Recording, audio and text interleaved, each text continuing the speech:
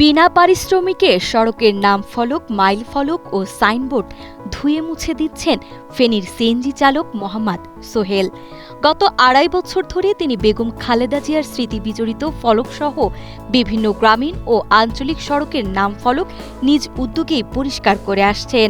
আমি আমার ফেনী জেলাকে সুন্দর করার জন্য আমি যত যাবতীয় এই মাইল ফলক, কিলোমিটারের, মাদ্রাসার, স্কুল প্রতিষ্ঠানের, কবরস্থানের সম্পূর্ণ বিষয়গুলা এখন আমি এইভাবে কাজের মাধ্যমে আপনাদের মাঝে উপস্থাপন করি।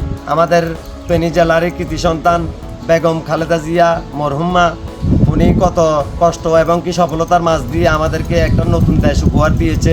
তো আসলে আমরা এই জন্যই আমরা যার স্থান থেকে এই কাজগুলা করে আমরা এই দেশটাকে সুন্দর করে তুলে ধরতে চাই। শুধু ফলক ধোয়াই নয়, আশেপাশের ঝোপঝাড় কেটে সেগুলো পথচারীদের কাছে দৃশ্যমান করে তোলেন তিনি।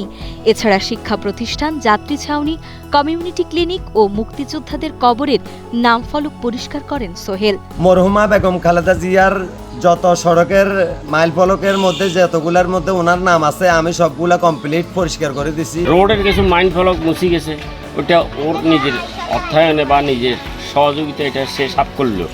যেমন স্কুল মাদ্রাসা ফাঁসে যেগুলা করণীয় কাজ মুছে গেছে ওইগুলা সাফ করলো।